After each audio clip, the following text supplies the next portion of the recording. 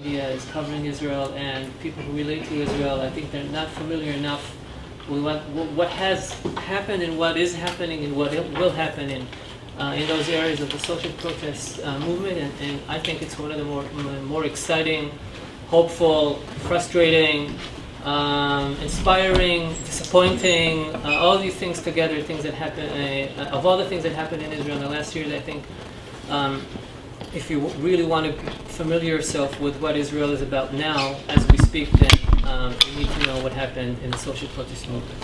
So what I'm going to do, I'm going to try and give you a sort of overview of the last year and 3-4 months. I'm going to focus on my own perspective, how I came to be involved in the social protest movement, what I'm doing now as part of the social protest movement. But also to give you sort of an overview of someone who has the ability to look at all this from a perspective of a year back, to take a step back from all this and give you the good things that happened, the bad things that happened, and what we need to do as we look forwards to the years to come. So, if we go back to not to the summer of 2011, but to the winter of 2011, what happened between January and July, which is when the big sort of bang of social protest movement started, which you will see both in photos and in video clips. You okay there? You okay? What happened in the 5-6 months between January and July of 2011 is a series of things, political events, economic trends, social occurrences that created a feeling in the life of the average Israeli that something is very fundamentally wrong in the way that politics, economics, culture, etc., is being dealt with. I've listed some of this stuff. At the top of all this is the evaporation of the Israeli middle class. Here are some numbers: 550% rise in bankruptcy of small businesses, 32% rise in prices of food and drink since 2005. You need 5 years of salary to buy a house. The average in the U.S. is 3. Israel is 54th place among 59 developed nations in time needed to open a business, etc., etc. You see all these numbers. You can read about them, as opposed to what some people think of Israel as a place that is thriving economically, a place that with a wonderful economy. The truth is that the Israeli middle class has been hurting severely in the past 5-6 years. Much of the middle class has become a struggling class economically, and there was a general feeling in the summer of 2011, like I write here, that we were working our heads off and we're still running out of money. We are working. We are, many of us serve in the army as reserve.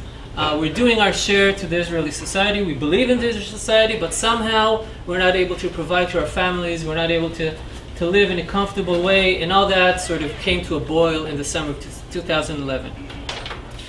The other thing that happened in the months leading to the summer of 2011 is a series of anti-democratic laws that passed in the Israeli parliament, which is called, as I'm sure you know, the Knesset. There was a political change in government a few years back.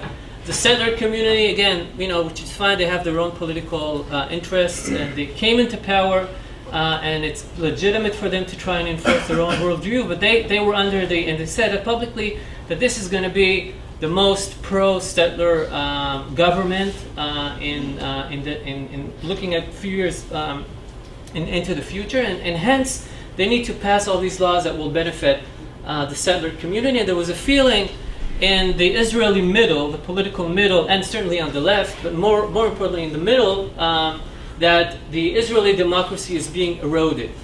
Laws are being passed that are hindering the freedom of speech, that are hindering the freedom of expression, and the ability of moderates, the ability of the Israeli political middle to argue against these moves is getting smaller and smaller. The third thing that happened, which is interesting to look at, is a series of, I wrote embarrassing, but more than embarrassing, they were tragic events that also created this feeling, not only in the left, in the Israeli political middle, that there's something fundamentally wrong in the way that the country is being run. So we had the Marmara catastrophe, as you might remember, in May 2010.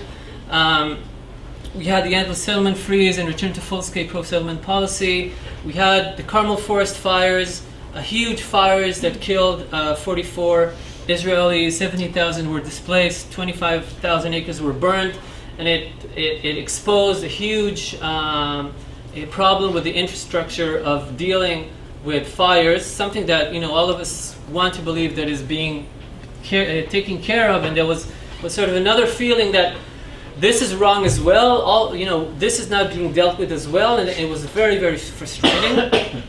And to top all of this, we had our dear President Moshe Katsav being convicted of rape charges while still in office, and ended up going to prison. So a series of events that created this feeling of this has to change. I mean, we as citizens can no longer sit in the benches and wait for a miracle to happen, that somehow all this will change. We have to take our responsibility. We have to take our lives in our hands and be responsible to our children, to our families, and change things. So what I did, we call it the Rubin Forum. I'm giving this just an example.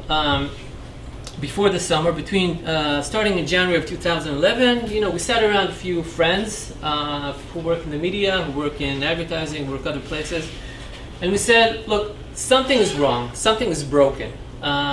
We were under the illusion that the leadership, the Israeli leadership, it doesn't matter if they're left, right, whatever, they're going to take care of Israel. They're going to make sure that our future is going to be fundamentally better than our past. And it turns out that this is not happening, and we as citizens need to do something. We had no idea what we were going to do, but we felt that we need to do something. And what we did is we began to meet once a week in this little apartment in Ramat Gan, which is a suburb of Tel Aviv, and just sitting in this place and bringing, this is a model of activism.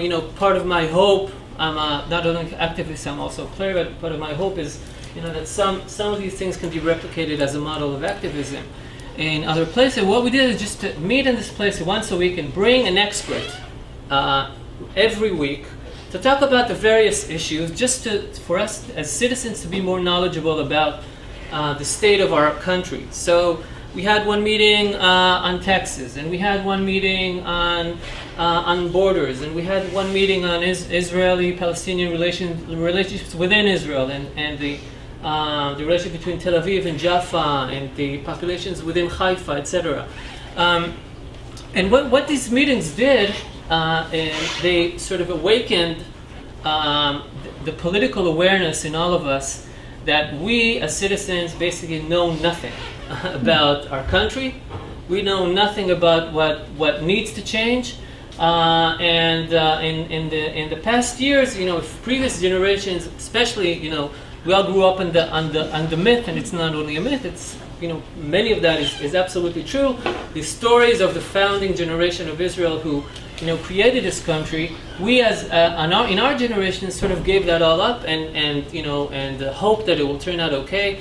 And now we need to start educating ourselves, and we need to decide what to do. So that was the start of it. Like our forum, there were tens of other forums cropping around Israel. This sort of awareness that something needs to change, something needs to happen. This is just an example. I'm gonna go over this very, very quickly. This is a big story that we published in Haaretz in March 2011. Telling the whole story of this forum that we started, and that gave inspiration to other forums to start as well. The day after the Copti affair, which I won't go into, but it was another affair that made us feel that something needs to change. We held a word consultation, decided to embark on a kind of private journey of awakening with the aim of shaping a new or lost political identity.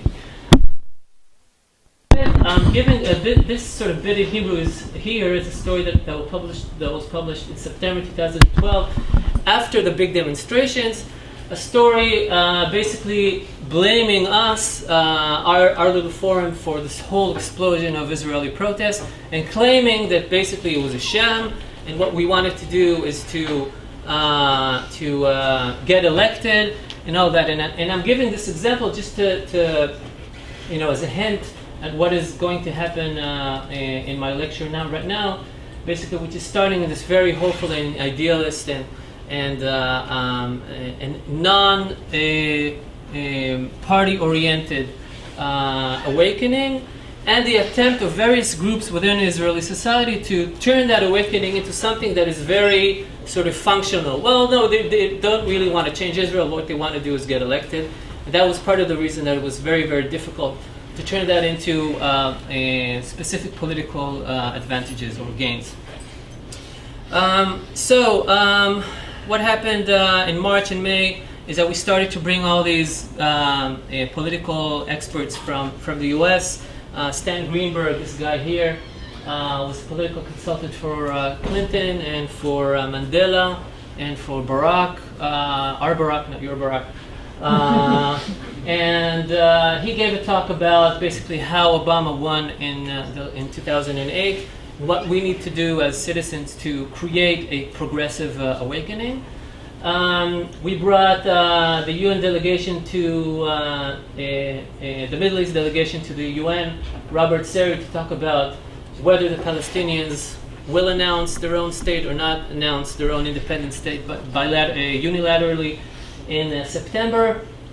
And to our amazement, huge crowds started to come to these events. So from 10, 20, 25 people, we suddenly began to see 500 people, 600 people, 700 people, and all of them came to these meetings with this burning need to do something. They didn't know what. They didn't know how to turn that enthusiasm into specific measures, but they wanted to do something.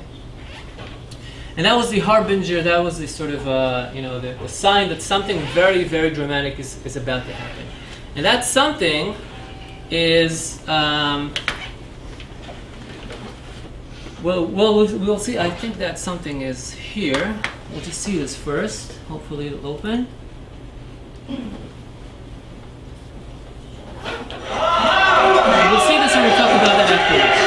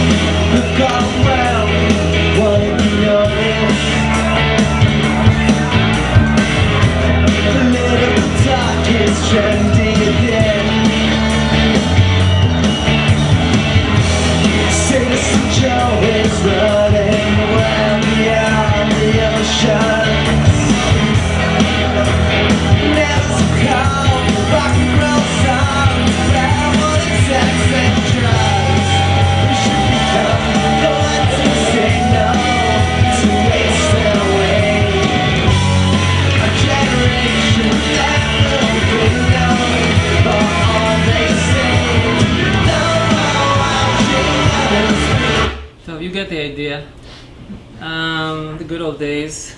So how did we come from, how do we, turn from 600, 500, 700 to 500,000, which is what you just saw, within 2 months? It all started with two individuals, one woman by the name of Daphne Leaf, and one guy by the name of Itzhak Elrov, two regular citizens, young Israeli citizens, completely different from one another, with complete different biographies.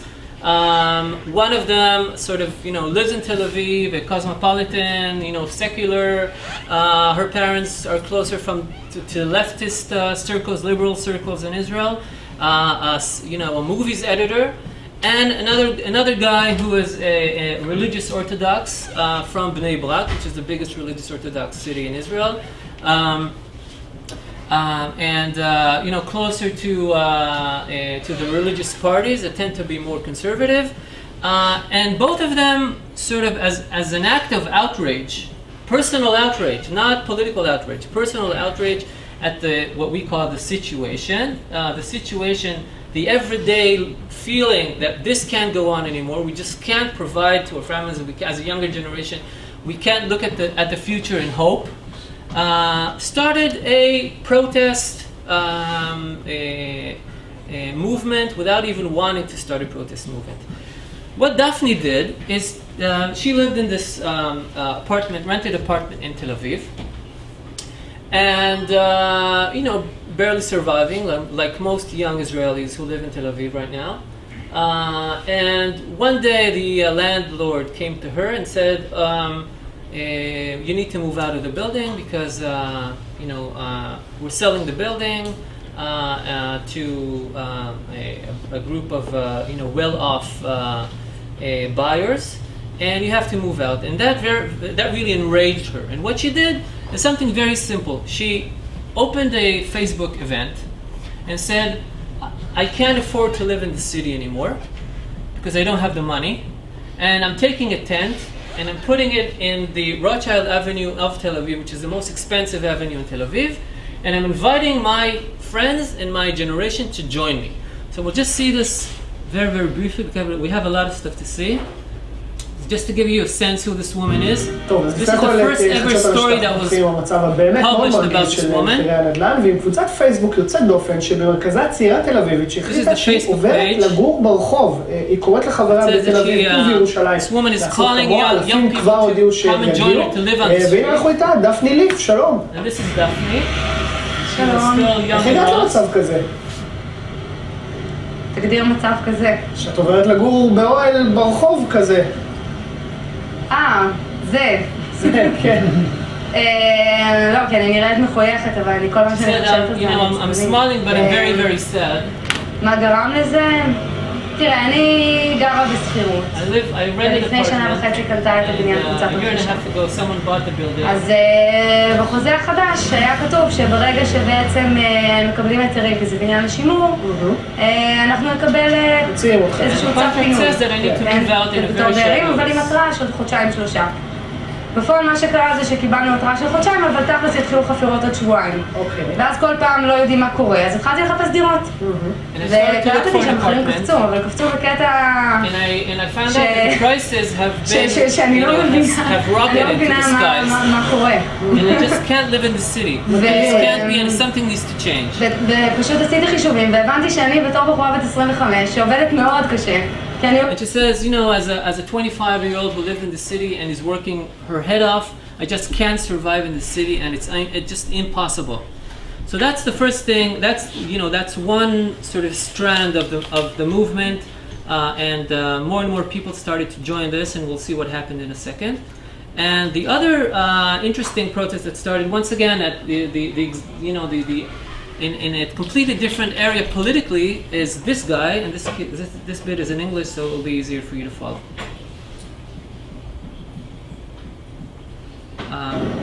Sorry for the advertising, it's not mine. In the next hour, 15 people. Last month, a young Israeli man decided to make a change in the economy. He vowed to decrease the prices on basic products. So he opened a Facebook page, and a big change is happening in Israel ever since. His is a story that illustrates the power of social media. This man wasn't known to the public until last month, but then he decided to create a Facebook page demanding a boycott of the popular Israeli cheese brand Cottage because its price went up sharply in recent years.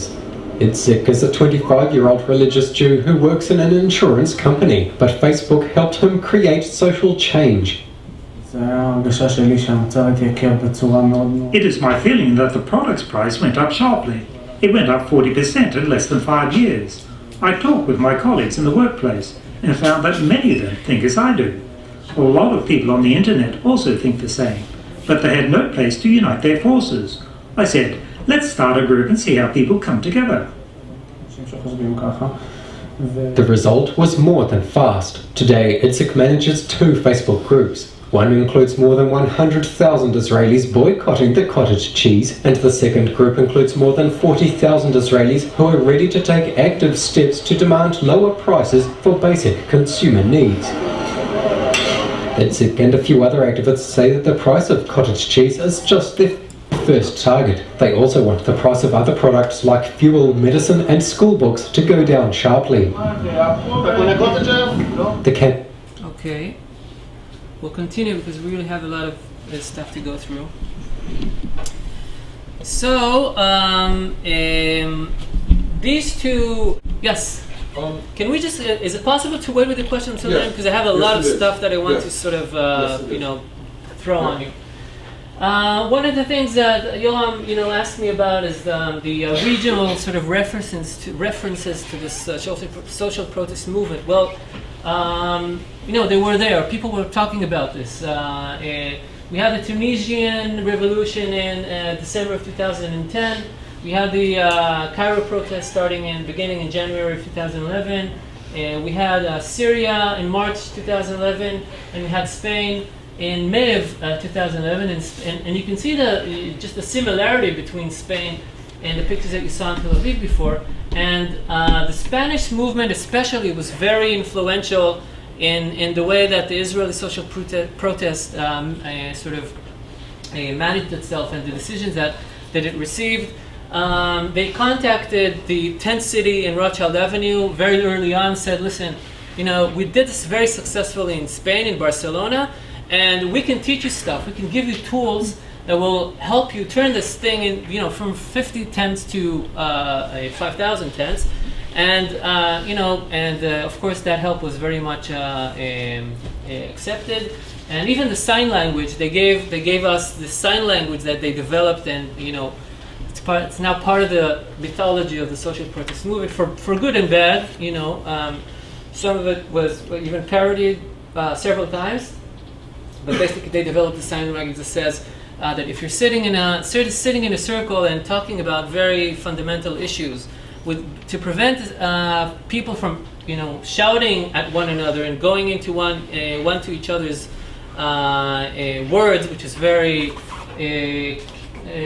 characteristic of Israelis, of the way Israelis speak. We don't wait for someone to finish his sentence before we go in and say what we think. So they've developed this sort of sign language that says that if someone is talking and you agree, you go like this. I agree. If someone is talking and you don't agree, you go like this.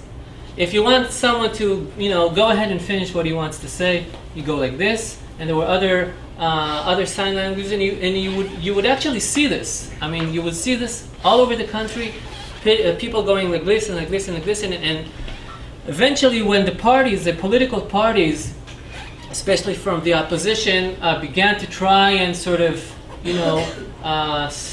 be embraced by the social protest forces, they even took it to the Knesset, and you had the prime minister or other ministers from the government speaking, and they would sit in their seats of parliament and go like this and go like this, and etc., etc. There was, in terms of Cairo, I remember there was this huge sign in Rothschild Avenue saying Tahrir is here. In terms of Syria, and this is something pretty amazing, I was in a conference a few months ago in London at the university that I studied in. I did my master's in London, and there was this sort of meeting with various people that were active in social protest activities all over the world. And a Syrian guy came to me and he said, listen, what you did in Tel Aviv, it's going to sound crazy what I'm saying now, but it's the absolute truth. He said, we saw what happened in Tel Aviv, and it encouraged us to do the same in Syria. So there was sort of this regional dialogue going on, regional and global dialogue going on, with the various movements sort of inspiring one another, and that spilled into what happened in Tel Aviv as well. So what happened? You saw a very brief overview of what happened in the summer of 2011. Now we're going to start talking about what happened after the summer. When the summer ended. What changed and what didn't change, what were the successes and what were the failures, etc. So what happened almost immediately is all of the parties, the political parties, the parties that are in government, because the social protest movement was famously, for good and bad, and we'll talk about this afterwards, it insisted that it does not want to endorse any existing political party. But all the parties in government and in power and in opposition suddenly became very pro-social issues. Suddenly started talking the language, and suddenly say, I was the first to talk about housing. I was the first to talk about education. I invented this sort of, this movement, trying to take credit for all this. And famously, there was one members of Knesset who very early on, someone who's very, very conservative, even extreme, what you would call extreme right-wing in terms of, sort of a Tea Party, sort of a politician, and she came to the Rothschild tent city basically to get support and say, I was the first to talk about these issues, and she was I don't want to expelled, I don't know, but basically they showed her the door. They said, we don't want you here, take your stuff and leave, because we're not going to play this game anymore. This is a new thing, and you have nothing, you have no credit in this. And at first it was a big fiasco, but in hindsight it was very good because politicians started to stay away, because they knew that it's unsafe. You can't come with your 15 consultants and expect that you will be embraced by these people who want to restart the country. So the other thing that happened very early on is security issues lost control of the debate. Israeli politics have almost always been dominated by security issues. Israeli-Palestinian conflict, regional wars, settlements, building the wall, all these issues sort of dominate, we've grown to the fact that they dominate the political debate within Israel. Very quickly, the political debate became on these issues. And it sort of created this new balance of power between the political forces within Israel, because some of the political forces in Israel are very comfortable with security issues, and some political forces are very comfortable with social issues.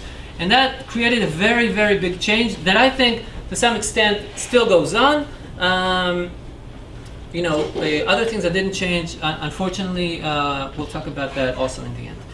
So the third good thing that happened is you had hundreds of new Israeli young leaders who, until that day, and you saw Daphne and you saw Itzik, and there were hundreds of others, people that up until recently they were teachers, they were working in a garage, they were working in a bank, they were they were parents, they were they were actors, and suddenly they started to think of themselves as leaders, as community leaders, as leaders of social movements, people who have responsibility not only to themselves but also to the community. And that still goes on. That will never go away because these people have had the experience of leading groups of people through a fundamental change. And now they're looking for the next space to do it. But this idea of recruiting a new generation of leaders, I think, is a very big achievement of the previous summer. Netanyahu government, in terms of what the government did, well, first he tried to ignore this, and it said, the sentence that has been quoted many times since, well, it's just a group of sushi eaters and nargila smokers. Nargila is a sort of an Arab pipe, tarbuka, and they said, this is just a group of, joint-loving, high, the questionable young people, and this will go away, and it didn't. And as the protest became bigger and bigger and larger, and more factions of Israeli society joined them. By the way, not all of the factions in Israeli society, which is another thing that we'll talk about in the end. It became more and more difficult to ignore this, and what it did is what politicians usually do. They formed a committee. They formed a committee headed by a guy called Professor Mano Trachtenberg, very impressive guy. But the Trachtenberg committee, basically, the general sort of feeling is that it was a failure.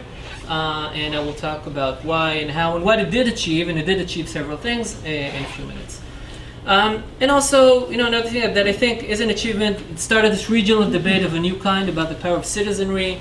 I know several forums that started to be formed in different places of people from various countries in the region, starting to have a new debate with Israel and between themselves as young people who live in the region, not about, again, about the questions of where is the border going to pass and where this is going to pass, but about the fundamental questions of what is our right as young citizens in the region.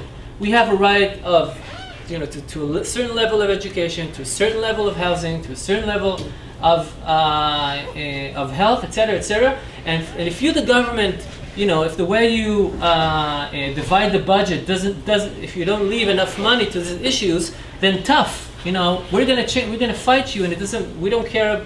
Politically speaking, where you come from. This is our right as citizens of the regions, and we expect these rights to be fulfilled.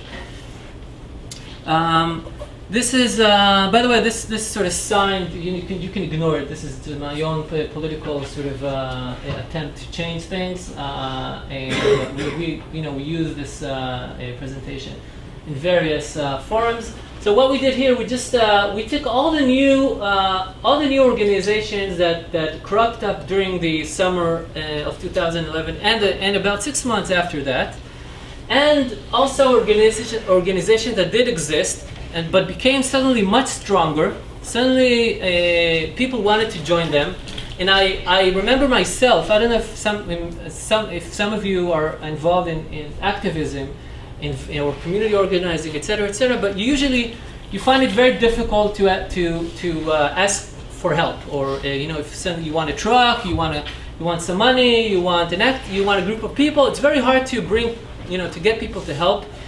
But in that sort of, in that period, you would get anyone. It was amazing. You would call someone who you don't know and say, listen, I'm from the social protest movement. We need a car. We need a projector. We need, you're an attorney and we need some advice on legal matters. He would be there in 15 minutes. So there was this huge feeling of willingness to be part of this. And all these organizations still exist and are still working to change things in various ways. Then the other thing that happened is a national web network. Right now, I won't go into this, but all of the people who ran, for example, the 10th city in Haifa, and the 10th city in Tel Aviv, and the 10th city in Kiryat Shmona, and 10th city in Beersheba, all these people, created together this huge network of activists, and these lists still exist. So imagine you have a nationwide network of activists who know each other, who have went through this amazing sort of explosion of activism, and they still work together. And when the time comes to do something, another sort of huge event of some sort, it's not going to be starting from scratch, because there's a history there, and they know each other, and they work together, and they know how to get assistance one from the other. This is just a list of some of the organizations that took what happened in the summer of 2011 and since, and turned it into a technological sort of a base. So we have, how much time do we have until we finish? 15 minutes? You have 10 more minutes. 10 minutes, okay. So we're not going into this. I'll just say J14 is basically a sort of the television network, the online television network of the social protest movement. Basically an alternate news media organization that all the activists are exposed to. Mishmar is a really very, very cool project, basically of citizens who are overseeing the work of the parliament. So you imagine you have this group of American citizens who are overseeing the work of the senators or the Congress people, and are going to the meetings and are writing down what they're saying, then holding them accountable, and sending them letters. Why did you vote this way? Why did you contradict what you said 6 months ago? Basically, serving as shadows to the work of elected people. And you have this is a new journalist organization a very, very good one, working for freedom of speech. This is a group of sort of high-tech, whiz kids who are offering to harness their computing capabilities to anyone who wants to create some sort of social change within Israel. This is the consumer, the guy who started with the cottage cheese is now head of this movement called Israel יקרה לנו, which means in Hebrew, Israel is dear to us. It's sort of play of words.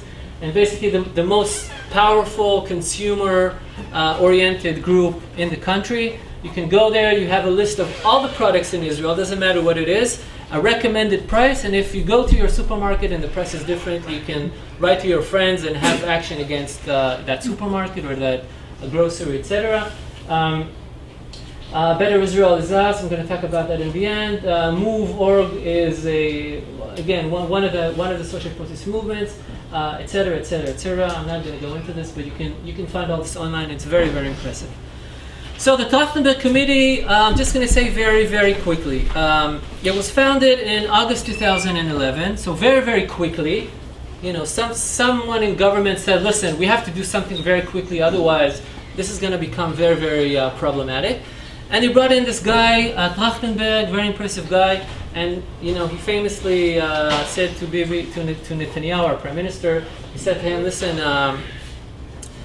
if I'm gonna head this group, I believe in things that you don't believe in, because I'm closer to the progressive circles. You're a conservative, fiscal conservative, and I believe that many of the things that I'll recommend you will be unable to implement."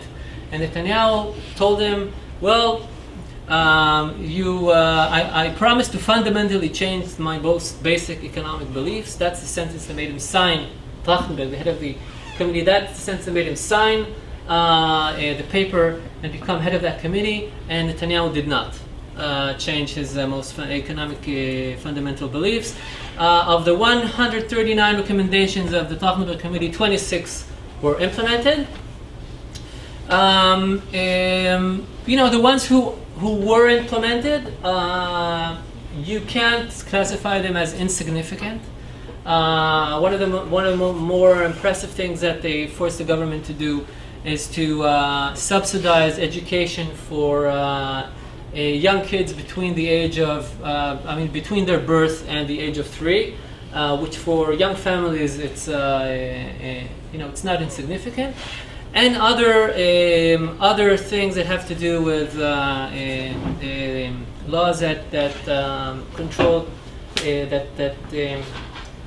basically allow you or prevent you from owning a certain company, laws that prevent monopolies of certain businessmen and people with many assets over the market, etc., etc. But when you think about the number 26 recommendations implemented compared to 139 which were not, then it's a big disappointment. So in terms of failures, we can talk about several things. First of all, politically, in terms of the structure of the government, there wasn't any change. In terms of the seats, the Netanyahu government, again, you can be a fan of the Netanyahu government, but financially speaking, it contradicts most of the people in that government. Fiscally speaking, they hold ideas that contradict the demands of the social protest movement. They're fiscally conservative. They do not believe that the government needs to finance education, health, housing, etc., etc. They believe in the trickling down theory and all that. Milton Friedman, you know that, I'm sure, as students. And the government, the political structure within government did not change. The Likud party became eventually, now it's even more popular than when it was a year ago. The opposition is not more popular, and there are several reasons for that. First of all, the Iranian debate took over the social protest debate, and the security-oriented issues are issues where the current government and those political forces have ownership over them. And unfortunately, when people are afraid and are afraid for their lives, they feel that they are able to sacrifice, things like housing, education, etc., etc., just because there's a chance that we will not survive. So that's that is one very strong reason. Another reason is failures of the leadership, the main figures of the social protest movement, those young kids that we saw before, not only Daphne, there was a group of young people standing sort of in the corner of the screen. They didn't manage to transform because they were very young, because they were very inexperienced. None of them was sort of an experienced leader in their community. This sort of revolution, so to speak, fell on their heads one day, and they had to do the best they can. They were not able to transform that big explosion of activism into a functional, successful, powerful political movement, even if that political movement didn't want to get elected. Sort of an outer parliamentary sort of movement, a grassroots movement. They were unable to do it. They broke apart. Daphne, each of them now has a different sort of movement, trying to do something a little else, and something different than the other guys. I think if they would have found a way back in the days to announce that they're taking all this energy and forming a new political movement, then that could have been more powerful. But these things, you only know them in hindsight. Cost of living continues to rise. There's a feeling of disillusionment in the Israeli street amongst Israeli citizens. You have this feeling of, we were almost there, and we went out of our houses, and we did this big demonstration, and not enough happened. So we're not going to do it again. And you hear that again and again and again. It's very frustrating. People feel that they went out of their way, and we're not able to transform that into fundamental, real change. And that sort of frustrates them. That prevents them from doing that again. And that is also part of the failures of this phenomenon. I'm going to jump to the end. I want to talk about three more things very quickly. One of them is the question why Yoram said to me now, you disappointed me, you promised me that in the summer of 2012, everyone is going to go back to the streets and it's going to happen again. And many of us thought that. And what happened in 2012 is several things. First of all, the police said this is not going to happen. And the police, the municipalities and the police that allowed these things to happen in 2011, 2012, I don't know who gave the orders, whether it was organized, not organized, but the mayors and the municipalities and the police in this summer 2012, they were in the streets, they had their sticks, and they had their fists, and they did not allow this to come back, and people ended up in hospital. It was extremely, extremely violent. I'm not going to show you this clip. What you're seeing here is Daphne, that young, innocent woman that you saw a year ago, under this whole group of like 200 policemen, under here, somewhere, is Daphne. So that's what happened in the summer of 2012. That's one thing. The other thing is phenomenons like Moshe Silman. Moshe Silman was an activist in the northern sort of group in the summer of a year ago and a month since. In July 14th, 2012, a year to the day that Daphne took her tent and put it in Rothschild, hence why that movement is called the July 14th movement. That's the day where she put the tent in Rothschild. He, maybe we'll just see this, and then we'll go to the end of it. He went to the Rothschild Avenue, and he unfortunately burned himself to death.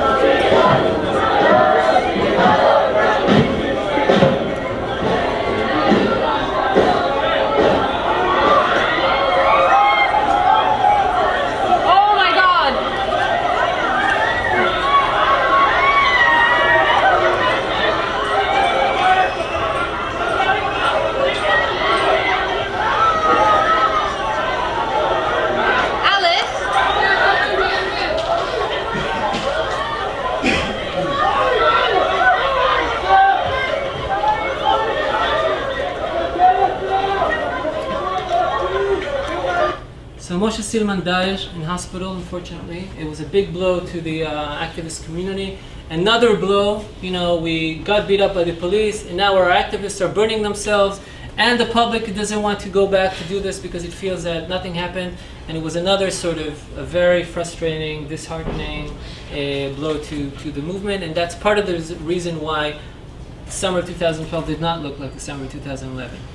I want to go back to just 3 minutes what I'm doing now with a group of activists, because I think it is important, and I think that it is a certain model, another model of activism, a different model from the previous summer.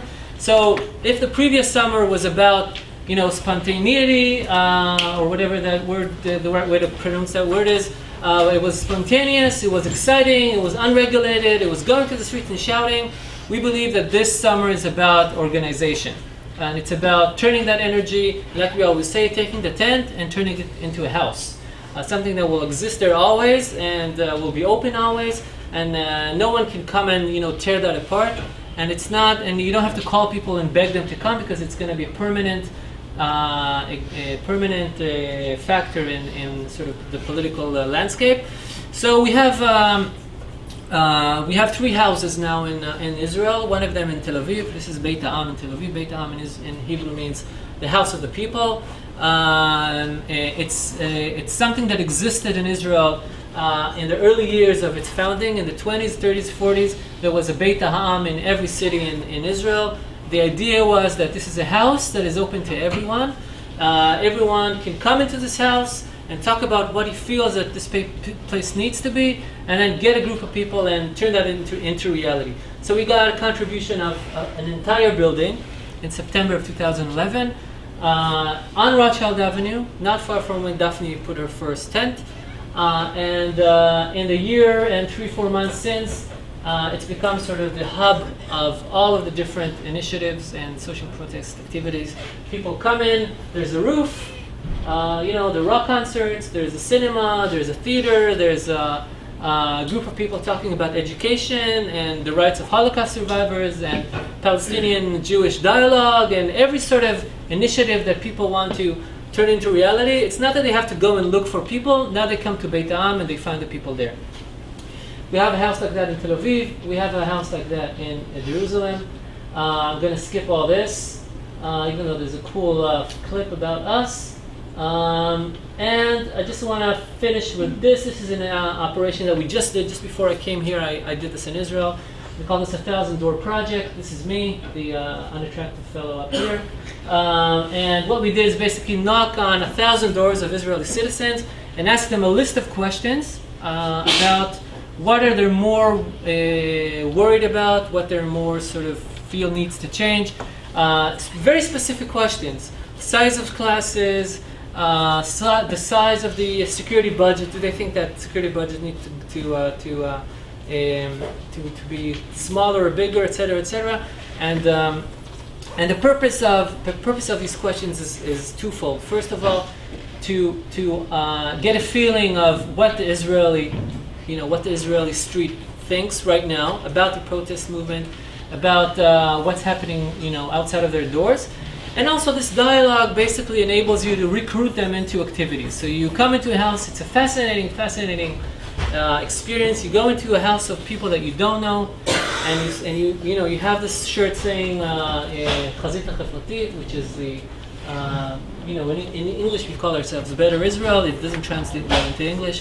And you sit down with these people and they tell you, listen, I want to do something. Tell me what to do. I'm angry.